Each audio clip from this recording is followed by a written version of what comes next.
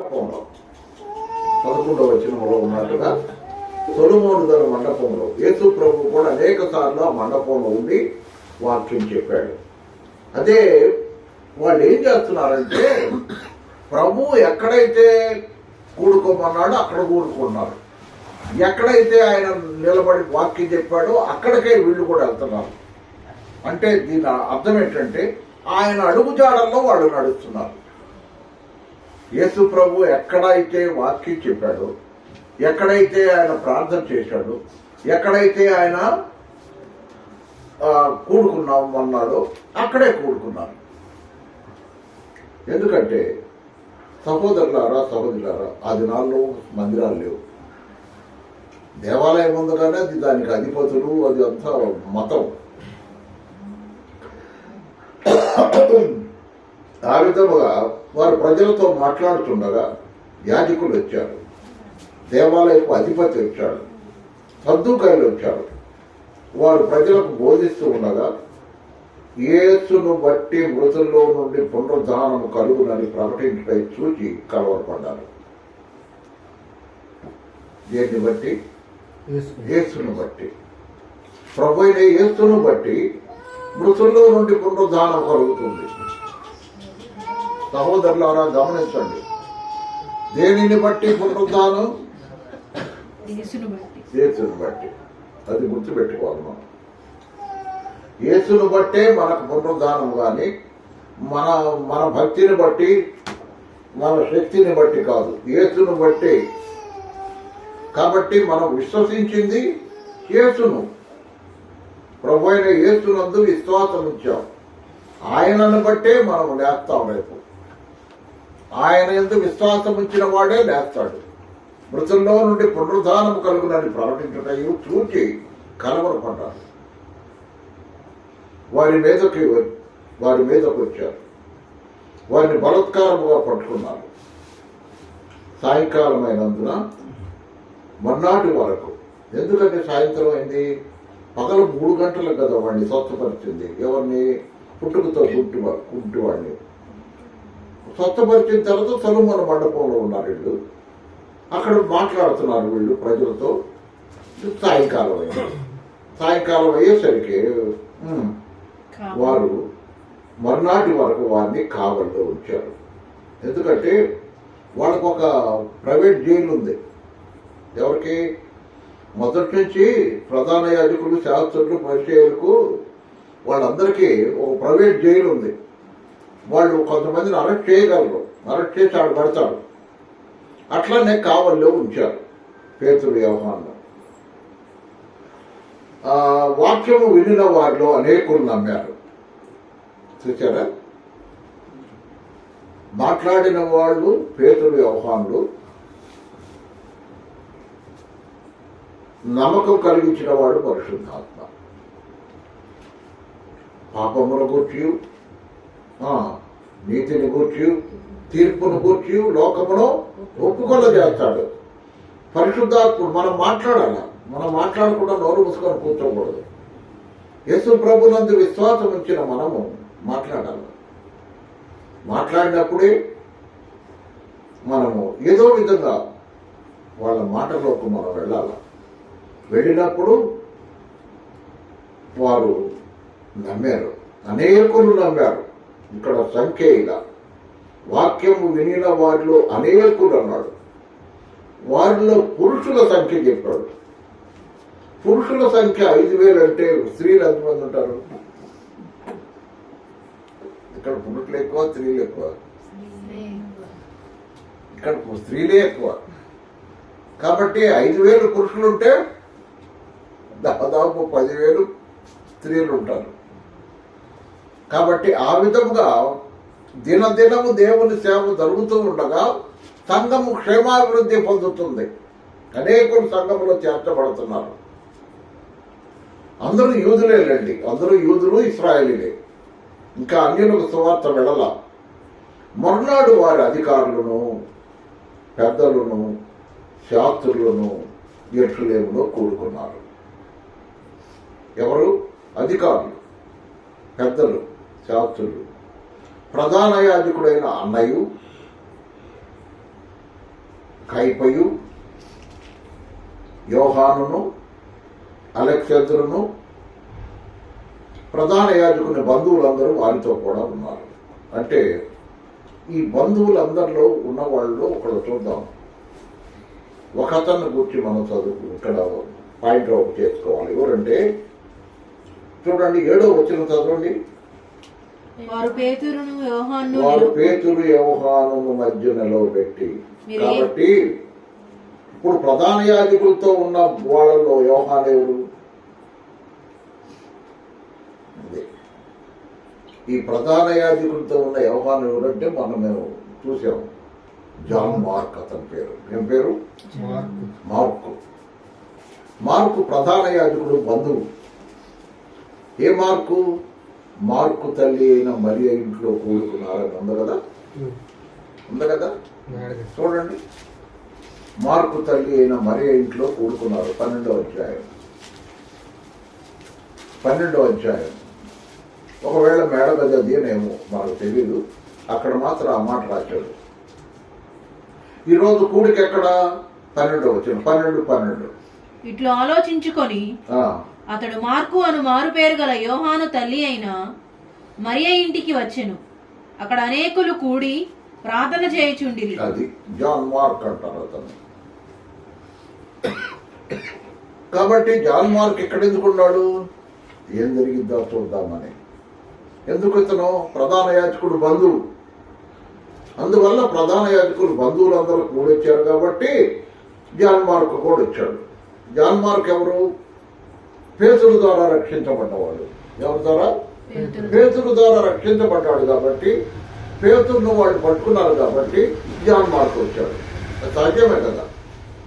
ఏమంటే నీకు వాక్యం చెప్పిన ఆయన ఏదో ఇటు జరిగిందనంటే ఏం చెప్తాం? అయ్యో, ఆయన ద్వారా నేను రక్షించబడ్డాను అంటాం కదా. అలాగా యోహాను, అలెగ్జాంద్రు అనే పేరు తర్వాత మనకు వస్తుంది.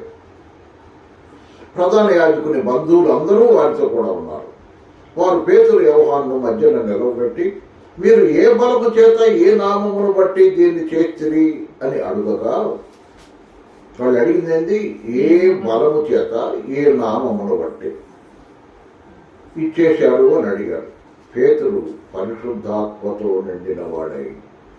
ఆ మాట పట్టుకోవాలి మనం. 2వ అధ్యాయం చూడమ్మా. 2వ అధ్యాయం 4వ వచనం. అందరూ పరిశుద్ధాత్మతో నిండిన వారే. అది పరిశుద్ధాత్మతో నిండిన వారు అంటే ఆత్మ స్వాధీనంలోకి వెళ్ళిపోవాలా, ఆత్మాధీనంలోకి వెళ్ళిపోవాలా. నేను అనేది మరుగైపోవాలా, పరిశుద్ధాత్మునికి అప్పగించుకోవాలా. పరిశుద్ధాత్ముడు వాడుకుంటాడు, మాట్లాడిస్తాడు, వాక్శక్తిని అనుగ్రహిస్తాడు. పరిశుద్ధాత్ముడు ఏమిస్తాడని చెప్పుకున్నాం? వాక్శక్తి, మాట్లాడే శక్తిని ఇస్తాడు. కాబట్టి ఆ విధంగా పరిశుద్ధాత్మతో నిండిన వాడు ఇట్లైనా ప్రజల అధికారులారా, పెద్దలారా, ఆ దుర్బలునికి చేయబడిన ఉపకారమును గురించి వాడు దేని వలన స్వస్థతగా పొందేనని నేడు మమ్మను విమర్శించుతున్నారు.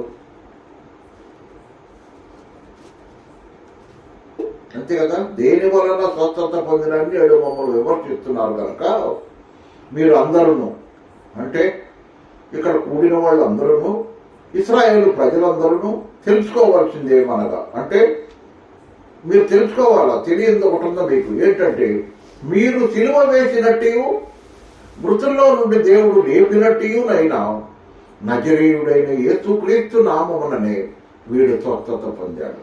ఎలా స్వస్థత పొందాడు? మీరు సిలువ వేశారు, మృతుల్లో నుండి దేవుడు లేపాడు. లేపినట్టునైనా నజరీయుడైన యేసుక్రీస్తు నామముననే వీడు స్వస్థత పొందిన వాడే మీ ఎదుట నిలుస్తున్నాడు. ఇల్లు కట్టువారు మీరు. ఎవరు వీళ్ళు? ఇల్లు కట్టేవాళ్ళు. యోధా జాతి, యోధా నాయకులు ఇల్లు కడుతున్నారు. దేవుడు వాళ్ళకి ఇల్లు కట్టమని ఇచ్చాడు. ఇల్లు కట్టువారు తృణీకరించారు. ఒక రాయిని కడుతున్నారు, ఒక రాయి వచ్చేలాగ దాన్ని తృణీకరించారు. ఆ రాయి ఎవరు? ఆయనే. ఆ రాయి ఎవరు? ఆయనే రాయి. ఆ రాయి మూలకు తలరాయి ఆయను. అది అవసరం తీసేసి పక్కన పడేసిన రాయి ఒక మూలలో పెట్టని కరెక్ట్గా తలరాయి అయిందంటది. మరి ఎవరి వలనను రక్షణ కలగదు. ఈ నామముననే మనము రక్షణ పొందవలెను గాని ఆకాశము కింద మనుష్యులలో ఇవ్వబడిన మరి ఏ నామమున రక్షణ పొందలేము. పాపి పరిశుద్ధుడు కావాలన్నా, ఆత్మ రక్షింపబడాలన్నా, ఆత్మరక్షణ పొందాలన్నా ఎవని వలనను ఆత్మరక్షణ కలుగదు. ఈ నామములనే మనము రక్షణ పొందాలి. ఏ నామము? మీరు తృణీకరించారే, ఇల్లు కట్టువారైన మీరు తృణీకరించారే, మీరు సిలువ వేశారే, ఆ నామముననే కానీ ఆకాశము కింద మనుష్యులలో ఇవ్వబడిన మరి ఏ నామమున రక్షణ పొందలేము. చాలా నామాలు ఉన్నాయి కదా, నామాలు అంటారు. నామాలు ఉన్నాయి, లోకంలో చాలా నామాలు ఉన్నాయి. ఆ నామం, ఈ నామం అని నామాల గురించి చెప్తారు. ఏ నామమున రక్షణ కలగదు. యేసు నామమున తప్ప ఏ నామమున రక్షణ కలగదు అని చెప్పాడు. వారు పేతురు యోహానులు ధైర్యం చూశారు. ఏంది మేము అధికారులము, పెద్దలం, శాస్త్రులం, పరిచయులం, ప్రధాన యాజకుడిని నేను. మనిషిని అరెస్ట్ చేయడానికి కానీ చంపడానికి కూడా నాకు అధికారం ఉంది. రాళ్లతో కొట్టి చంపారు కదా, చెప్పండి. ఎంత అధికారం కలిగిన నన్ను కూడా తృణీకరించేంత ధైర్యంగా మాట్లాడుతున్నారు ఏంటి అని వాళ్ళ ధైర్యాన్ని చూసినప్పుడు వారు వీళ్ళు విద్యలేని పామరులని గ్రహించారు. ఏం గ్రహించారు? విద్యలేని పామరులు. మరి వీళ్ళకి ఎట్లా వచ్చింది ఇంత జ్ఞానం? ఆశ్చర్యపడ్డారు. కారణం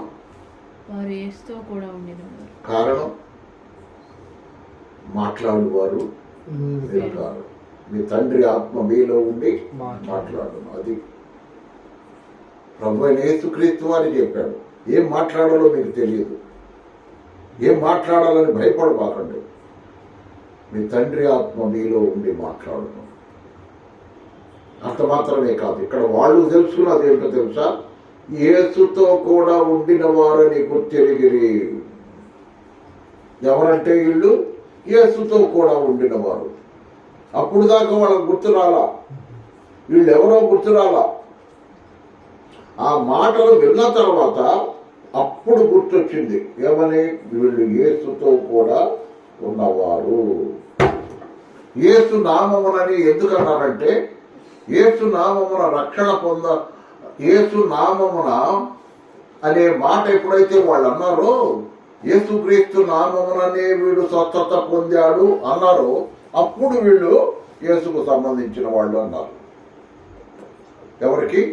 యేసుకు సంబంధించిన వారని వాళ్ళు అర్థమైంది. యేసుతో కూడా ఉండిన వారని గుర్తెరిగి, సహోదరులారా, ఇక్కడ కొంచెం మనం ఆగాల.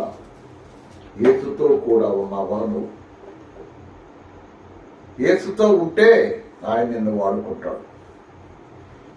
యేసుతో లేకపోతే ఆయన వాడుకోలేడు.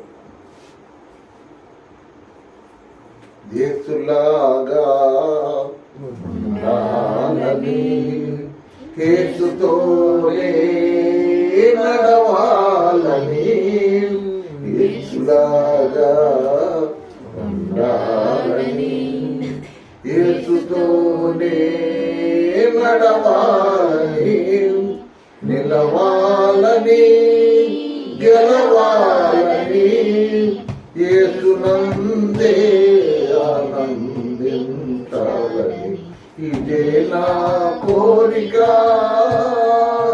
నవజీవన రాగమాలిక, ఇదే నా కోరిక, నవజీవన రాగమాలిక. కాబట్టి వాళ్ళు ఏమని గుర్తెరిగారు? ఓ, వీళ్ళు యేసుతో కూడా ఉండినవారు. అదే వాళ్ళ డిగ్రీ. వాళ్ళు ఏం బైబిల్ ట్రైనింగ్కి పోలా, ఎవరి దగ్గర నేర్చుకోవాలా? ప్రభు దగ్గరే నేర్చుకున్నారు. సహోదరుడా, సహోదరి, నువ్వు ఎక్కడ పోవాల్సిన పని లేదు, బైబిల్ ట్రైనింగ్కి పోవాల్సిన పని లేదు. ప్రభు పాదాల దగ్గర నేర్చుకో. ఆయన నేర్పినది బైబిల్ ట్రైనింగ్ వాళ్ళు ఇది కూడా ఏమి నేర్పుతారు అంతకంటే ఆయన నేర్పిందే ఆత్మీయంగా ఉంటుంది. స్వస్థత పొందిన మనుషుడు వారితో కూడా నిలిచి ఉండటం చూచి ఏమీ ఎదురు చెప్పలేకపోయారు. ఏం చెప్తారు? అప్పుడు సభ వెలుపలికి పొందని వారికి ఆజ్ఞాపించి తమలో తాము ఆలోచన చేసి, ఈ మనుషులను మనం ఏమి చేద్దాం, వారి చేత ప్రసిద్ధమైన సూచక్రియ చేయబడి ఉన్నది అని యెరూషలేములో కాపురమున్న వారందరికీ ప్రత్యక్షమే. అది జరగలేదని చెప్పదాలను. అయినను ఇది ప్రజలలో ఇంకా వ్యాపించకుండుటకై ఇక మీదట ఈ నామమును బట్టి ఏ మనుష్యులతోనైనను మాట్లాడకూడదని మనం వారిని బెదురు పెట్టాలా అని చెప్పుకున్నారు. ఏ నామమున? యేసు నామమున ఎవరితో మాట్లాడకూడదు. ఇప్పుడు అదే కదా, ఉత్తరాది రాష్ట్రాల్లో చాలా మంది అరెస్ట్ చేసి జైలుకి పంపిస్తున్నాడు వాడు. ఉత్తరప్రదేశ్ ముఖ్యమంత్రి ఎవరు? యోగి ఆదిత్యనాథ్. ఎందుకు? మత మార్పిడి చేస్తున్నారని. దేశంలో ఇదివరకు హిందువులు ఇంతమంది ఉన్నారు, ఇప్పుడు సంఖ్య తగ్గిపోతుంది, క్రైస్తవులు అయిపోతున్నారు. కాబట్టి క్రైస్తవ్యం వ్యాపించకుండా ఆపాలి. అది వాడి వల్ల ఇద్దామా? చక్రవర్తులు సార్వభౌముల వల్లే కాదు సువార్త నాటడానికి. వాళ్ళందరూ మట్టిలో కలిసిపోయారు, కానీ సువార్త కొనసాగుతూనే ఉంది. ఎందుకది? సువార్త దేవుని శక్తి. సువార్త ఏంటండి? దేవుని శక్తి. దేవుని శక్తిని అడ్డగించటం మనుషుల వల్ల అయితే మనుషుడు ఏపాటి వాడు? కాబట్టి ఆ విధముగా వ్యాపింపకుండుటకై, ఇంకా వ్యాపింపకుండుటకై. కానీ ఒకసారి మన దేశానికి మొట్టమొదటి ప్రధానమంత్రి ఎవరు? జవహర్లాల్ నెహ్రూ గారు. పండిట్ జవహర్లాల్ నెహ్రూ గారు. ఎందుకంటే వాళ్ళు బ్రాహ్మణులు, అందుకని పండిట్ అంటారు. పండిట్ జవహర్లాల్ నెహ్రూ గారు. ఆయన ఏమన్నాడంటే, క్రైస్తవులు కదిలేదు. అతను లండన్లో చదువుకున్నాడు, వాళ్ళ కూతురు ఇందిరాగాంధీ కూడా లండన్లో చదువుకుంది. ఆయన ఒకటే చెప్పాడు, క్రైస్తవ్యాన్ని కదిలియదు. కదిలిస్తే అది వ్యాపిస్తుంది, కదిలీకుండా ఉండండి. అది నిద్రపోతున్న సింహంలాగా ఉంటేనే మంచిది. దాన్ని కదిలిచ్చారనుకో అది రెబలైపోద్ది. కదిలిబాకండి అన్నాడు. వాళ్ళు అప్పుడు పెద్దలు వాళ్ళు చెప్పారు, ఎందుకంటే వాళ్ళకి తెలుసు క్రైస్తవ్యాన్ని గురించి. లండన్లో వాళ్ళు చదివి వచ్చారు, ఆక్స్ఫర్డ్ యూనివర్సిటీ ఢిల్లీలో. అందువల్ల కదిలిస్తే రెబలైపోతుంది, కాబట్టి దాన్ని నిద్రపోనేయండి, లేపబాకండి అన్నాడు. ఎందుకంటే చాలా విషయాల్లో జరిగింది. మనం అసలు ఈ ఇంగ్లీష్ క్యాలెండర్ మనకెందుకు, రోమన్ వాళ్ళ క్యాలెండర్ మనం మార్చుకొని శాతవాహన క్యాలెండర్ పెట్టుకుందాం, తెలుగు క్యాలెండర్ అని అన్నారు. తెలుగు క్యాలెండరు లేకపోతే మనం ఇండియాకి, భారతదేశానికి సంబంధించిన క్యాలెండర్ పెట్టుకుందాం అన్నారు. అని ఎవరు? వల్లభాయ్ పటేల్, లాల్ లజపతి రాయ్, అప్పట్లో నాయకులు, రాజకీయ నాయకులు. అంటే నెహ్రూ గారు ఏమన్నారంటే, ప్రపంచాన్ని నుంచి వేరైపోతాం, ప్రపంచాన్ని నుంచి మనం వేరైపోతాం. ప్రపంచం అంతా ఒక క్యాలెండర్ అయితే మనం కూడా పెట్టుకుంటే ప్రపంచానికి వేరైపోతాం, ఆ ప్రయత్నం చేయబాకండి అన్నాడు. కాబట్టి సహోదరులారా, ప్రజలలో ఇంకా వ్యాపించకుండా ఉండాలని వాళ్ళ ప్రయత్నం, కానీ వాళ్ళ వల్ల కాదు. ఇక మీదట ఈ నామమును బట్టి ఏ మనుషులతోనైనా మాట్లాడకూడదని మనం వారిని బెదురు పెట్టాలా, బెదురు అని చెప్పుకోండి. అప్పుడు వారిని పిలిపించి, మీరు యేసునామమును బట్టి ఎంత మాత్రమునో మాట్లాడకూడదు, బోధింపకూడదని వారికి ఆజ్ఞాపించారు. అందుకు పేతురు యోహానును వారిని చూసి, దేవుని మాట వినుట కంటే మీ మాట వినుట దేవుని దృష్టికి న్యాయమా? మీరే చెప్పండి. నీ మాట వినాలా, దేవుని మాట వినాలా? మేము కన్న వాటిని విన్న వాటిని చెప్పక ఉండలేము. మీరేమైనా చేసుకోండి. మేము చూశాం, మేము విన్నాం. చూసిన దాన్ని విన్నదాన్ని మేము తప్పక చెప్తాం.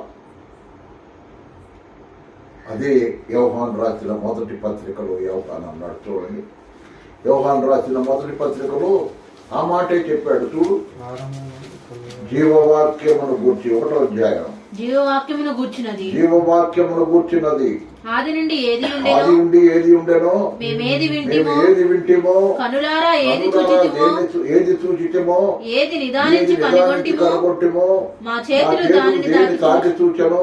అది మీకు తెలియజేస్తున్నాం. అది మాకు తెలియని దాన్ని కాదు, ఎవరో చెప్పిన దాన్ని కాదు, మేమే అన్ని తెలుసుకొని చెప్తున్నాం అన్నాడు యోహాను. గమనించారా? ఎవరో చెప్పింది, అమెరికా వాళ్ళు చెప్పింది, వాళ్ళు చెప్పింది అని అంటారు. అమెరికా వాళ్ళు చెప్పేది ఏంది? ఇప్పుడు అమెరికా తగలబడుతుంది లాస్ ఏంజలస్ లో కదా, భయంకరంగా. ఆమోసు గ్రంథంలో ఒక మాట ఉంది 3:6 ఏమని? పట్టణము తగలబడుట యెహోవాకు తెలియకుండా జరుగునా అన్నాడు. పట్టణము తగలబడటం యెహోవాకు తెలియకుండా జరుగునా అన్నాడు. కాబట్టి దేవునికి తెలియకుండా జరుగుతుంది. అంత 2 రోజుల ముందేనంట మా పట్టణానికి దేవుడు అవసరం లేదు, దాన్ని ఎగతాళిగా మాట్లాడారంట. దేవుడు లేని నగరం అని. 2 రోజుల్లో కార్తీక మొదలైంది, క్లోజ్. కాబట్టి గమనించారా? మనుషుడు ఏ పాటి వాడండి? ప్రజలందరూ జరిగిన దాన్ని గురించి దేవుని మహింపరుచుండ్రి గనక సభవారు ప్రజలకు భయపడి వీరిని శిక్షించు విధమేమీ కనుగొనలేక వీరిని గట్టిగా బెదిరించి విడుదల చేసి స్వస్థపరచుట అను సూచిక్రియ ఎవరి విషయంలో జరిగను వాడు 40 ఏళ్ల కంటే ఎక్కువ వయసు కలవాడు. చిన్నోడేం కాదు, 40 సంవత్సరాల కంటే పెద్దోడాడు. కాబట్టి ఆ విధంగా సహోదరులారా, సువార్త ఏ విధంగా వ్యాపించిందో చూడండి. సువార్త వ్యాపించాలంటే మనం భయపడితే కుదరదు. బెదిరిస్తారంతే. ఎంతవరకు జైల్లో పెడుతున్నారంట. ఎక్కడ? ఉత్తరాది రాష్ట్రాల్లో, ఉత్తరప్రదేశ్, ఛత్తీస్గఢ్, జార్ఖండ్, ఒరిస్సా కూడా, బీహార్, ఈ రాష్ట్రాల్లో సువార్త ప్రకటించే వాళ్ళని, ప్రార్థన చేసేవాళ్ళని జైలు వేస్తున్నారట. ఏదైనా చేసుకో, కదిలించినట్టే అంతే. ప్రార్థన చేసుకుందాం. రేపు మిగతా సంగతులు ఎల్లుండి చదువుకున్నాడు. ఇక్కడ రేపు 19 పరిశుద్ధుడు అయిన మా తండ్రి యేసు ప్రభు మహిమగల నామమున స్తోత్రములు నాయన. ఇంతవరకు నీ వాక్యము ద్వారా మాతో మాట్లాడారు. కదిలిస్తే వ్యాపిస్తుంది. అవును, అది సంఘము యొక్క క్షేమాభివృద్ధి కారణమవుతుంది. కాబట్టి నాయన, అనేకులు ఈ సంఘటన ద్వారా అనేకులు రక్షింపబడి సంఘంలో చేర్చబడ్డారు. అప్పటికే మొదటి రోజు 3000, తర్వాత అనేకులు 5000 మంది పురుషులే ఉన్నారు. ఇంకా స్త్రీలు ఎంతమంది ఉన్నారు? అందువల్ల ప్రతిదినము కూడుకోవటం, ప్రతిదినము మరి రొట్టె విరచటం కుదరకే ఆదివారానికి మార్చారు. ఆది అపోస్తుల కాలంలో ప్రభువా ఆదివారమున రొట్టె విరచుటకు కూడినప్పుడు అని 20వ అధ్యాయం 7వ వచనంలో రాయబడింది. ఈ విధముగా సంఘం క్షేమాభివృద్ధి పొందాల, అనేకులు సంఘంలో చేర్చబడాల. ఈ సంవత్సరంలో సంఘంలో 2 చేర్చబడ్డారు. చింతపల్లిపాడులో 2 రక్షింపబడ్డారు. బాప్తీసాలు ఇంకా తీసుకోవాలి. ఇలాగా సంఘంలో క్షేమాభివృద్ధి పొందాలంటే అనేకులు రక్షింపబడి సంఘంలో చేరాలి. ఎప్పుడు? ప్రతిదినము అనుదిన పరిచర్య జరిగినప్పుడే. ప్రభువా సహాయం చేయండి. 7 గంటలకు రేడియో వాక్యం బయలు వెళుతుంది. ప్రకటన గ్రంథం ప్రారంభించాడు ఆర్ఆర్ మూర్తి గారి వర్తమానం. ఏకుదాం పరిచర్యలో నీవు అందించిన వాక్యము నీ చిత్తానుసారం అని దాసుడు నీవు వాడుకుంటున్నారు. నీ స్తోత్రం ఆయన. అల్పుడు నశక్తులను నాయన నీవే సహాయం చేస్తున్నావు, నీకు స్తోత్రం చెల్లిస్తూ నీ నామమున మమ్మల్ని చేర్చుకునే కుటుంబాన్ని దీవించండి ప్రభువా, ఆశీర్వదించండి. ఆత్మీయ మేలులు పొందుతూ నీ కొరకు ఫలిస్తూ 30, 60, 1000 100 ఫలించే బిడ్డలుగా సహాయం చేయండి. నాటబడిన వారు నాటబడినట్టే ఉండక నాటబడిన చోట ఫలించేవారుగా ఉండాలి. అది నీలో ఉంటే ఫలిస్తారు. నాలో ఫలింపని తీగ తీసి పారవేయబడదు. కాబట్టి నీలో ఫలించేవారుగా నీ ఆత్మతో బలపడుతున్నది. ఎలిషా కొరకును, సింధూర కొరకును, వారికి ఇచ్చిన బిడ్డ కొరకు ప్రార్థన చేస్తున్నాం. ఆయన ఇవాన్ జోసెఫ్ను దీవించి నాయన బిడ్డకి ఇచ్చిన నెమ్మదిని బట్టి స్తోత్రం. నాయన కొందరు బ్యాడ్మిల్కి వెళ్ళారు, మారు మనసు కొరకు ప్రార్థన చేస్తున్నాం. రాంబాబు మారు మనసు కొరకు ప్రార్థన చేస్తున్నాం. ప్రభుదాసు నాయన మరి ఎలా ఉన్నాడు మాకు తెలియదు, మీకు తెలుసు నాయన, సహాయం చేయండి. సునీత కుటుంబం కొరకు ప్రార్థన చేస్తున్నాం. కొరకు దూపించమని దాసుగారిని ఆత్మీయంగా బలపరచండి. తన కుటుంబం కొరకు నిత్యము గోదాడి ప్రార్థన చేసే ప్రార్థనాత్మతో నింపుమని, ప్రేమతో చేర్చుకునే కుటుంబాన్ని దీవించమని మా ప్రభువా మా దేవా సహాయం చేయమని. నాయన ఇల్లు కాలిపోయిన సహోదరుడు సుబ్బారావు విజయనగర్ కాలనీ నాయన జ్ఞాపకం చేసుకోండి. ప్రకటించాను నేను నా మహిమార్థంగా జ్ఞాపకం చేసుకోమని. ఎవరైనా ప్రేరేపించబడి అతనికి సహాయం చేస్తే నాయన వాటిని పంపించడానికి కూడా సహాయం చేయమని. ఘనత మహిమ ప్రభావాలు నీకే ఆరోపిస్తుంది. మా కొరకు త్వరగా రాబోతున్న రాజులకు రాజు ప్రభులకు ప్రభు అయిన క్రీస్తు ప్రభు మహిమ వల్ల నామమున స్తోత్రములు కృతజ్ఞతాస్తుతులు చెల్లించి ప్రార్థన చేసి వెళుతున్నాం తండ్రి. ఆమేన్. అందరికీ వందనాలు.